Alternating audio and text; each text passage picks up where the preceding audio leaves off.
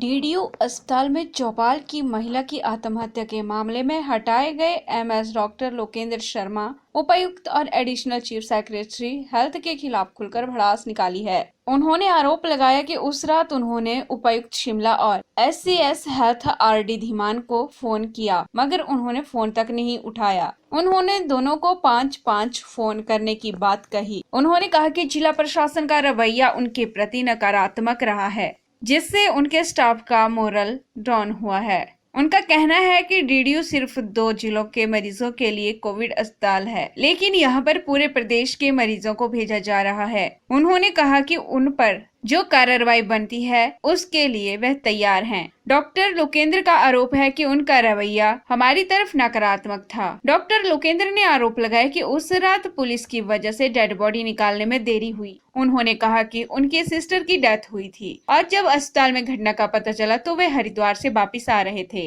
इस बारे में पुलिस और एसडीएम से बात हो चुकी थी। उन्होंने बताया कि वह रात को काफी देर तक डेड बॉडी निकालने के लिए पुलिस का इंतजार करते रहे। जब वहां से उन्हें नकारात्मक रवैया मिला तो उसके बाद डिसीजन लेना पड़ा, क्योंकि चारों ओर नेगेटिव एनवायरनमेंट हो गया था। पेशेंट टॉयलेट तक नहीं जा पा रहे थे। उसके बाद उन्होंने निर्णय लिया कि डॉक्टर इसकी वीडियोग्राफी करें और बॉडी को उतारें।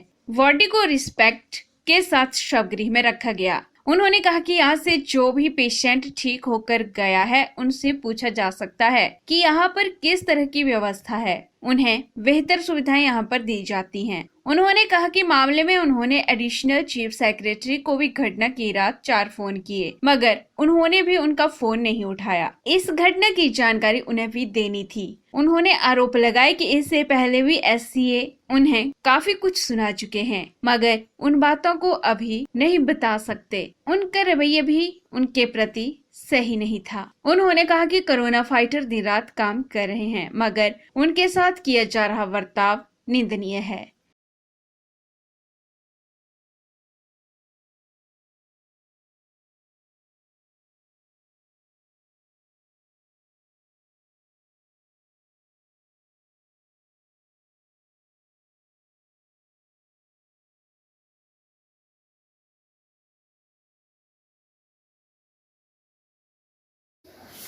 अब आज जिस तरह का बड़े भरे मन से हमें कहना पड़ रहा है, हमारी तरफ से किसी भी फ्रंट पे कोई भी कोताही नहीं है। उस दिन जिस दिन समाचार आए, मैं तो छुट्टी पर था। मेरे तो घर में मृत्यु थी, मेरी सिस्टर की डेथ हुई थी। रास्ते में क्या कहते, हरिद्वार से मैं वापस आ रहा था। हरिद्वार से वापस आते हुए मुझे ये दुखद समाचार मिला रात के समय। उसके बाद मैंने जिला अधिकारी, अपने एसडीएम शिमला, उनको मैंने टेलीफोन किया।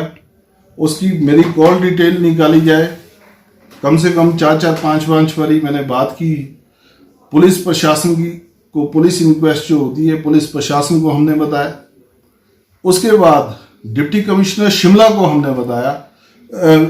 पहले फ़ोन किए, लेकिन उन्होंने 5 बारी 5 कॉलें हमारी नहीं उठाई। डिप्टी कमिश्नर शिमला ने कोई 5 कॉलें नहीं उठाई। मतलब उनका रवैया बिल्कुल हमारी तरफ नकारात्मक था। ये मैं बिल्कुल खुले मन से बोल रहा हूँ। जो भी कार्रवाई इसमें बनती है उसको फेस करने के लिए भी मैं बिल्कुल 100% तैयार हूँ। जबकि मैं तो छुट्टी पर था, लेकिन मैंने पर्सनल लेवल पे उनसे भी संपर्क साधा, लेकिन उन्होंने फ़ोन नहीं उठाया। जब उनसे सुबह बात हुई तो उन्होंने कहा कि भाई फोरेंसिक एक्सपर्ट से आप बात कर लो।